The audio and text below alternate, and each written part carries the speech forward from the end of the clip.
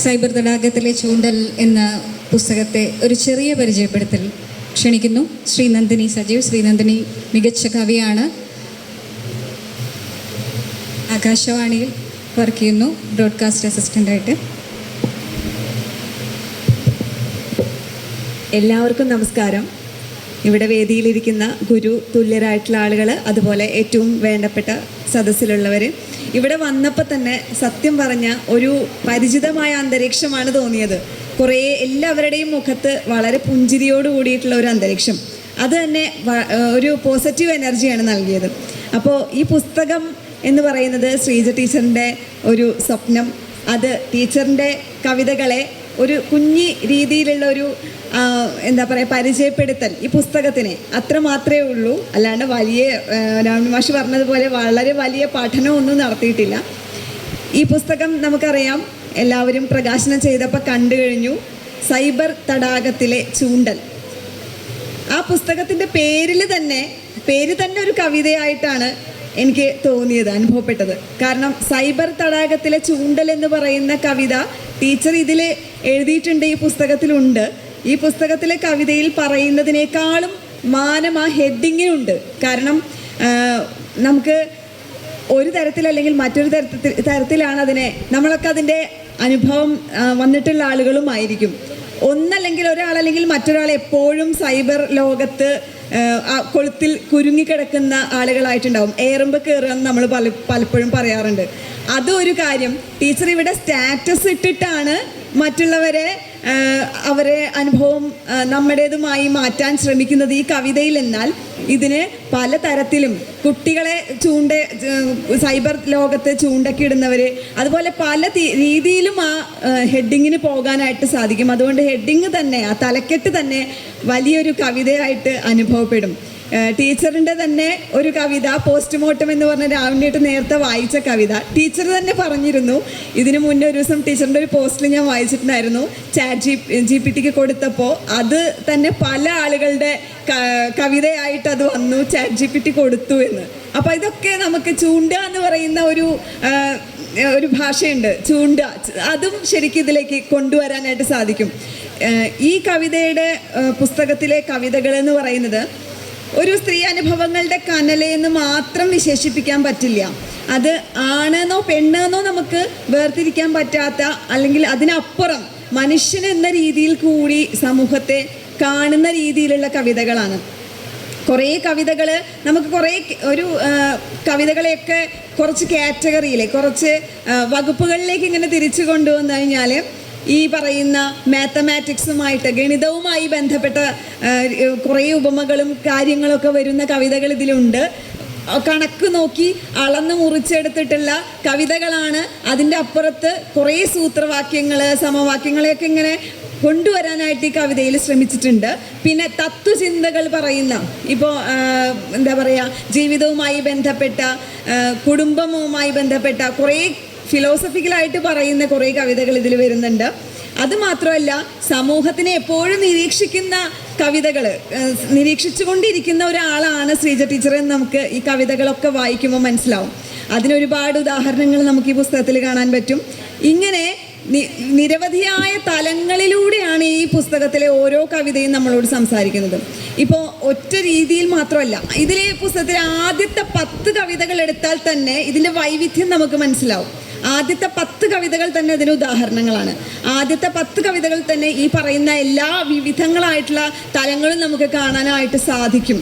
കാരണം പോസ്റ്റ്മോർട്ടം, അഡ്ജസ്റ്റ്മെൻറ്റും അണ്ടർസ്റ്റാൻഡിങ്ങും, സാക്ഷി, സൈബർ തടാകത്തിലെ ചൂണ്ടൽ, ഡസ്റ്റർ, നമ്മൾ, നിക്ഷേപം, ചേരുംപടി ചേർക്കൽ, തടയണ, കറിവേപ്പ്, ഈ 10 കവിതകളിൽ തന്നെ ഈ വൈവിധ്യം നമുക്ക് കാണാനായിട്ട് സാധിക്കും എന്നുള്ളതാണ്. കാരണം ഡസ്റ്റർ എന്ന് പറയുന്ന കവിതയൊക്കെ അവനവനെ തന്നെ എങ്ങനെയാണ് നമുക്കറിയാം. ഡസ്റ്റർ ഏറ്റവും പരിചിതമായിട്ടുള്ള ഒരു കാര്യമാണ്. ഇത് ക്ലാസ് റൂമുകളിൽ നിന്നുള്ള അനുഭവം ഈ കവിതകളിലൊക്കെ കടന്നു വരുന്നുണ്ട് എന്ന് ഞാൻ ആദ്യം പറഞ്ഞില്ലേ. മാത്സും ക്ലാസ് മുറികളിലെ കുട്ടികളുമായിട്ടുള്ള അനുഭവം ഒക്കെ ഈ കവിതകളിലൊക്കെ കടന്നു വരുന്നുണ്ട്. ഡസ്റ്റർ എന്ന് പറയുന്ന കവിത വളരെ എന്താ പറയുക, നമുക്കൊന്ന് ചിന്തിപ്പിക്കുന്ന രീതിയിലുള്ള കവിതയാണ്. നമ്മുടെ മനുഷ്യന് അതാണെന്നോ പെണ്ണെന്നോ നമുക്ക് വേർതിരിക്കാതെ തന്നെ നമുക്കൊരു മനുഷ്യനെന്ന രീതിയിൽ നമുക്ക് അതൊന്നും ഞാൻ ഒന്ന് വായിക്കാം.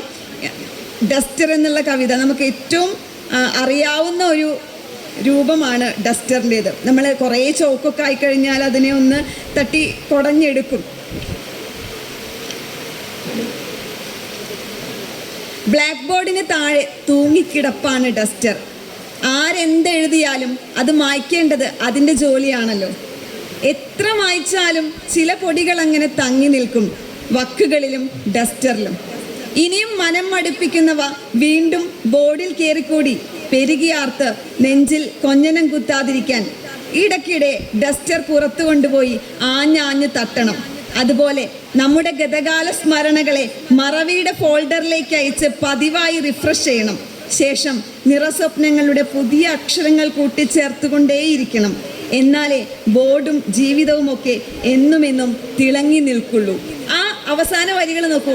അങ്ങനെ ഡസ്റ്റർ പോലെ നമ്മളെ തന്നെ അപ്ഡേറ്റ് ചെയ്യുമ്പോഴാണ് നമ്മളുടെ ഉള്ളിൽ തങ്ങി നിൽക്കുന്ന അഴുക്കുകളെയൊക്കെ തട്ടിക്കളഞ്ഞ് നിറമുള്ള മറ്റു ചിലതിനെ കൂടി ചേർക്കുമ്പോഴാണ് ഓർമ്മകളെ ഫോൾഡറിലേക്ക്, പഴയ ഗതകാല സ്മൃതികളെയൊക്കെ പഴയ ഫോൾഡറിലേക്ക് അയച്ച് ആ ഭാഷയിൽ മാഷ് പറഞ്ഞതുപോലെ നമുക്ക് ഇപ്പോഴത്തെ ന്യൂജൻ കുട്ടികളുടെ ആ ഒരു ഭാഷയും ഒക്കെ കാണാം. ടീച്ചർ എപ്പോഴും ഒരു സ്പോഞ്ച് പോലെ തൻ്റെ ചുറ്റും നടക്കുന്ന കുട്ടികളെയും അതുപോലെ കുട്ടികളുടെ ഈ മാറുന്ന കാലത്തിനെയും ഒക്കെ ഇങ്ങനെ അബ്സോർബ് ചെയ്തെടുത്തിട്ട് ആവശ്യമുള്ള സമയത്ത് ഇപ്പോൾ എഴുതുകയൊക്കെ ചെയ്യുന്ന സമയത്ത് അതിങ്ങനെ ടീച്ചർക്ക് ഉള്ളിൽ നിന്ന് വരുന്നുണ്ട്. അതാണ് ടീച്ചറുടെ കാവ്യഭാഷയിലെ പ്രത്യേകതയായിട്ട്. ടീച്ചർ ഏറ്റവും അപ്ഡേറ്റഡ് ആണ്, ഏറ്റവും ന്യൂ വേർഷനായിട്ട് ഇരിക്കാൻ ആഗ്രഹിക്കുന്ന ഒരു വ്യക്തിയാണെന്ന് എനിക്ക് ഈ കവിതകൾ വായിച്ചപ്പോഴും അതല്ലെങ്കിൽ തന്നെയും അറിയാം. കാരണം പുതിയ കാര്യങ്ങളെക്കുറിച്ച് കൂടുതൽ അറിയാൻ ശ്രമിക്കുന്ന ഒരു വ്യക്തിയാണ് ശ്രീജ ടീച്ചർ. അത് ഈ കവിതയിലൊക്കെ നമുക്ക് കാണാനായിട്ട് സാധിക്കും. പിന്നെ മറ്റൊരു കാര്യം, കുടുംബത്തിനെ കുറിച്ചിട്ടുള്ള ടീച്ചറുടെ കുറേ കാഴ്ചപ്പാടുകൾ ഈ കവിതകളിലൊക്കെ കാണാനായിട്ട് സാധിക്കും. എന്താണ് ഇക്വാലിറ്റി എന്നും എന്താണ് അഡ്ജസ്റ്റ്മെൻറ്റ്, അണ്ടർസ്റ്റാൻഡിങ്, ഇതിനെക്കുറിച്ചൊക്കെ നമ്മൾ ഏറ്റവും കൂടുതൽ ഇപ്പോൾ ഇൻസ്റ്റയിലൊക്കെ റീലുകളിലൊക്കെ കാണുന്നതാണ്.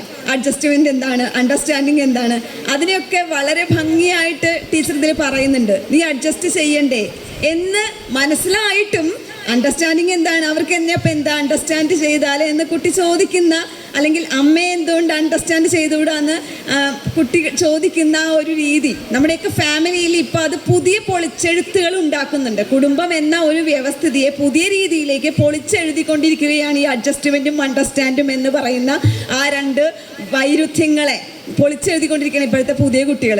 അപ്പോൾ അതൊക്കെ ഇപ്പോൾ ടീച്ചറും കുട്ടികളും തമ്മിലും അങ്ങനെ വരുന്നുണ്ട്. ഏത് ബന്ധത്തിലും അത് വരുന്നുണ്ട്, ഈ അഡ്ജസ്റ്റ്മെൻറ്റും അണ്ടർസ്റ്റാൻഡിങ്ങും. അപ്പോൾ അതൊരു രീതിയിൽ ടീച്ചറിൻ്റെ കവിതകളെ വായിച്ചെടുക്കുമ്പോൾ കുറേ കവിതകളിൽ നമുക്കത് കാണാം.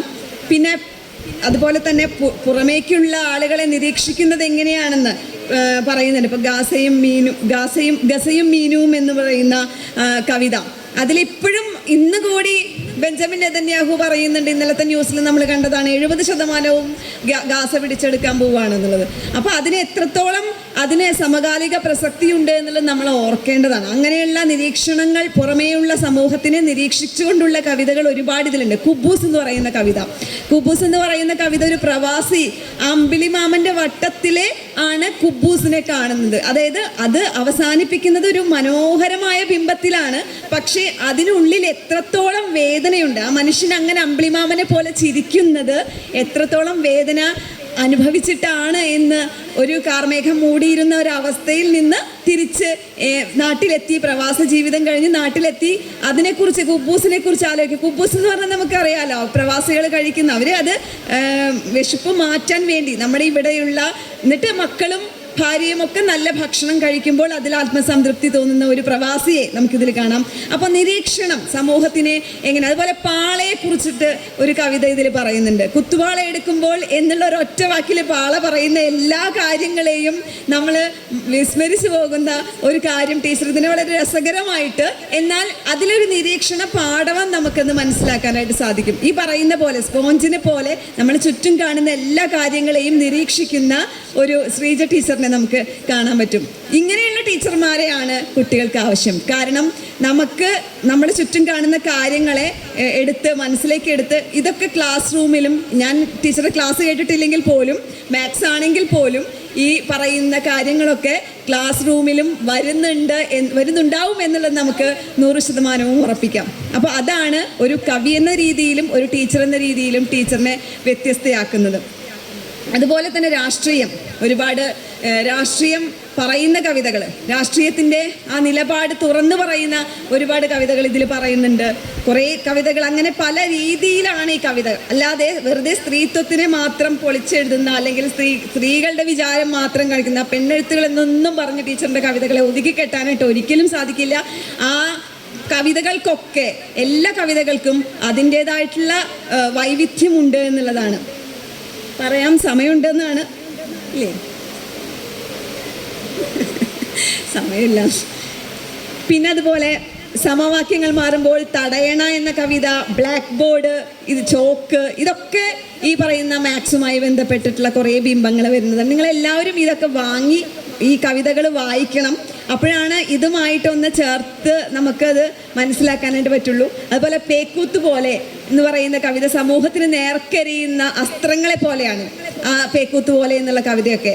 ഇതൊക്കെ ഓരോ കവിതയും വായിച്ച് പറയാൻ, ഇപ്പോൾ പേക്കൂത്ത് പോലെ എന്നുള്ള കവിതയാണെങ്കിൽ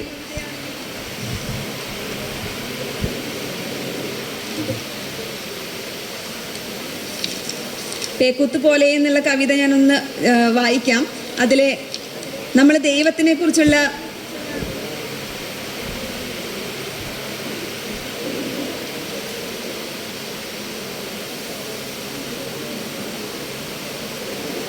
അതുപോലെ തന്നെയാണ് കേട്ടോ സ്റ്റാറ്റസ്. ഞാൻ ആ കവിത എടുക്കുമ്പോഴേക്കും പറയാണ് സ്റ്റാറ്റസ്, റെഡ് അലേർട്ട്, ഇതിലെല്ലാം കുറേ കാര്യങ്ങൾ പറഞ്ഞു വെക്കുന്നുണ്ട് ടീച്ചർ. അനർത്ഥമായ അഭിപ്രായങ്ങൾ, അതിലും നല്ല രാഷ്ട്രീയമാണ് ടീച്ചർ പറയുന്നത്. പേക്കൂത്തുകൾ എന്ന് പറയുന്ന കവിത 72ാമത്തെ പേജിലാണ് വരുന്നത്.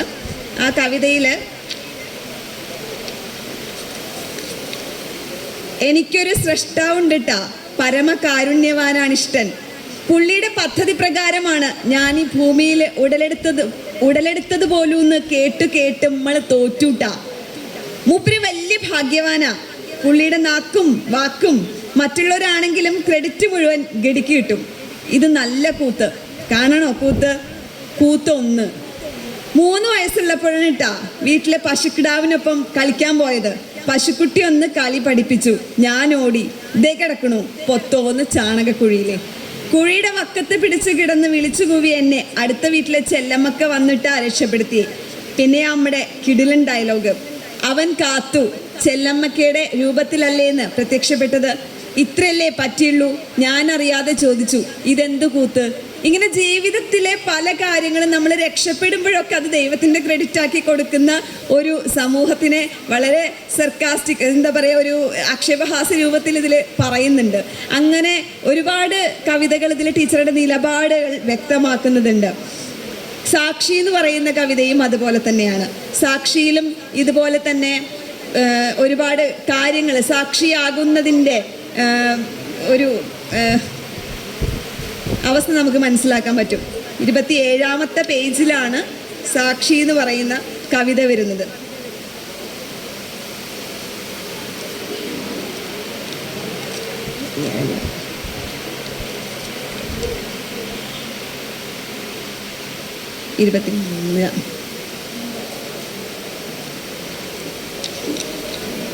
സാക്ഷ്യം വഹിക്കുന്നവരാണ് നമ്മൾ സാക്ഷികൾ പറയാം. സാക്ഷ്യം വഹിക്കുന്നവരത്രേ സാക്ഷികൾ. എത്രയെത്ര സാക്ഷികൾ! ദൃക്സാക്ഷി, മാപ്പുസാക്ഷി, കള്ളസാക്ഷി, മൂകസാക്ഷി, രക്തസാക്ഷി, മനസാക്ഷി. കഴിഞ്ഞില്ല, ഇനിയുമുണ്ട് ചില സാക്ഷികൾ. നോക്കൂ, സാക്ഷി കവടികളാണ്. ശാസ്ത്രത്തെ ശസ്ത്രമാക്കാതെ വിശ്വാസത്തെ നിശ്വാസമാക്കി ചന്ദ്രനെ തൊട്ടിട്ടും ചൊവ്വയെ പഴിച്ച് താലിക്ക് വിലക്ക് കൽപ്പിക്കുമ്പോൾ സാക്ഷി പലകയിൽ നിരത്തിയ കവടികളുടെയോ കണിയാൻ്റെയോ മനസ്സാക്ഷിയാകുന്നു. സാക്ഷി പല്ലിയാണ്. ഇങ്ങനെ കുറേ രൂപകങ്ങളിലൂടെ സാക്ഷി എന്ന കവിതയിൽ നമുക്ക് മുന്നിൽ നമ്മുടെ സമൂഹത്തിൽ നിന്ന് നടക്കുന്ന കുറേ കാര്യങ്ങൾ അനാവൃതമാകുന്നുണ്ട്. അതുപോലെ അരുതെന്ന് പറയാതെ വയ്യ എന്ന് പറയുന്ന കവിതയിൽ, വെറുതെ എന്ന കവിതയിലൊക്കെ എന്തിനെയോ കാത്ത് ഒന്നിനെയും സ്നേഹിക്കരുതെന്ന്, അങ്ങനെ ഇതൊക്കെ തത്വചിന്താപരമായി നമുക്ക് കോർത്തിണക്കാവുന്നതാണ് ടീച്ചറിൻ്റെ കവിത. ചൂണ്ട എന്ന് പറയുന്ന കവിത നേരത്തെ ഞാൻ സൂചിപ്പിച്ചതാണ്. സൈബർ തടാകത്തിലെ ചൂണ്ടൽ എന്ന് പറയുന്ന ആ കവിതയിൽ ഇതുപോലെ സ്റ്റാറ്റസ് ഇടുകയാണ് ഓരോ ദിവസവും. ആ ഓരോ ദിവസത്തെ സ്റ്റാറ്റസിൽ ആരൊക്കെ നോക്കുന്നുണ്ടെന്ന് നമ്മൾ നോക്കുമല്ലോ, അത് കൊളുത്തുന്ന രീതിയിലാണ് ടീച്ചർ ഇതിനെ കാണുന്നത്. അപ്പോൾ ആരൊക്കെ കൊളുത്തി ഓരോ ദിവസത്തെ സ്റ്റാറ്റസിൽ. അപ്പോൾ ഇവിടെ സ്റ്റാറ്റസ് ഇടുന്നത് ആ അച്ഛനും മകളും അതിനെക്കുറിച്ച് പറയുന്നുണ്ട്. എന്നും ഞാൻ വാട്സപ്പ് ചൂണ്ടയിൽ സ്റ്റാറ്റസ് ഇടാറുണ്ട്. ആദ്യം ഇരയായി കവിതകൾ ഇട്ടു. ആരും കുരുങ്ങിയില്ല കവിത ഇട്ടപ്പോൾ. വിഷമത്തോടെയാണ് അത് വേസ്റ്റ് ബിന്നിൽ തട്ടി. വീണ്ടും ഇരയായി സിനിമാ ഗാനം കൊരുത്തു. ഇത്തവണ കൊത്തിയത് ചില പൊടിമീനുകൾ മാത്രം. പക്ഷേ ഭൂരിഭാഗം പേരും ആദ്യത്തെ സ്റ്റാറ്റസ് കണ്ടു, ബാക്കി നോക്കിയിട്ടേയില്ല. ഇന്ന് ഞാൻ അമ്മയ്ക്ക് എച്ചിൽ പാത്രം കഴുകാൻ നൽകുന്ന മകൻ നാളെ ഭാര്യയ്ക്ക് അത് നൽകുമെന്നും വീട്ടിൽ അച്ഛൻ എച്ചിലെടുത്താൽ മകൻ എച്ചിലെടുത്തോളുമെന്നുള്ള റീല് തപ്പിയെടുത്ത് ചൂണ്ടക്കൊളുത്തിൽ കുരുക്കി ഷെയറി. ദാ അത്ഭുതം, 106 സെക്കൻഡിലെ 3 സ്റ്റാറ്റസ് പാട്ടുകളും കാണാൻ തിക്കും തിരക്കും ബഹളവും. ഇതാണ് ഈ കവിത, ഇതിലുള്ള ഈ പേരിൻ്റെ ഇതിലുള്ള കവിത. പക്ഷേ ഇതിൽ ഈ ഒരു വൈവിധ്യം കാത്തു സൂക്ഷിക്കുന്ന കവിതകളാണ് ഇതിലുള്ള. എത്ര പേജാണ്? 110 പേജിലും ഉള്ളത്. ഇതിൽ വർഗീസ് ആൻ്റണി മാഷിൻ്റെ മനോഹരമായ ഒരു നിരൂപണം ഇതിൽ അവസാനം ചേർത്തിട്ടുണ്ട്. രാവുണ്ണി മാഷ് വളരെ ഭംഗിയായിട്ട് ഇതിനെക്കുറിച്ച് എഴുതിയിട്ടുണ്ട്. രാവുണ്ണി മാഷ് ഇതിനെക്കുറിച്ച് പറയുന്നുണ്ട്. ഈ കവിതയിലെ ഒരുപാട് എന്താ പറയുക, ഒറ്റയാവുമ്പോഴും ഒറ്റയാവുകയില്ല എന്ന് പ്രഖ്യാപിക്കുന്ന മനസ്ഥൈര്യം ശ്രീജ വിധുവിനുണ്ട്.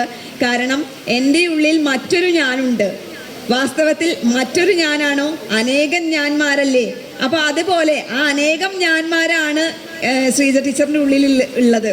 അത് ശ്രീജ ടീച്ചറിൻ്റെ ഉള്ളിൽ ഇപ്പം നേരത്തെ അപർണ പറഞ്ഞതുപോലെ കുറേ കയ്യും പിടിച്ചൊരു ദേവിയുടെ ഈ രൂപം കാണാറുണ്ടെന്ന് പറഞ്ഞതുപോലെ ടീച്ചർ ഒരു മൾട്ടി ടാസ്കിങ് ആണ്. At A time Xi can do many things. അത് ഇവിടെ നമുക്ക് കാണാം. ആ കുറേ കണ്ണുകൾ കൊണ്ട് ചുറ്റും നടക്കുന്ന കാര്യങ്ങളെ മുഴുവനും മനസ്സിലാക്കിയിട്ട് കവിതയിലേക്ക് കൊണ്ടുവരികയാണ് ടീച്ചർ ചെയ്യുന്നത്. അപ്പോൾ ടീച്ചർക്ക് വായന ലോകത്തിലേക്ക് ഉള്ള ഈ കാൽവയ്പ്പിന് എല്ലാ ആശംസകളും നേരുകയാണ്. പുസ്തക പരിചയം എന്ന് പറയുന്നത് വളരെ ചുരുങ്ങിയൊരു കാര്യമാണ്. ഇനി നിങ്ങൾ വായിച്ചതിനെ കൂടുതൽ വിലയിരുത്തണം. എല്ലാവരും പുസ്തകം വാങ്ങണം. 160 രൂപയൊക്കെയാണ് വിലയുള്ളൂ. അപ്പോൾ നമുക്കത് വാങ്ങിച്ച് ടീച്ചർക്ക് അതിൻ്റെ അഭിപ്രായങ്ങൾ കൊടുക്കണം. എല്ലാവർക്കും നന്ദി അറിയിക്കുന്നു. ഒരുപാട് സന്തോഷം. നന്ദി.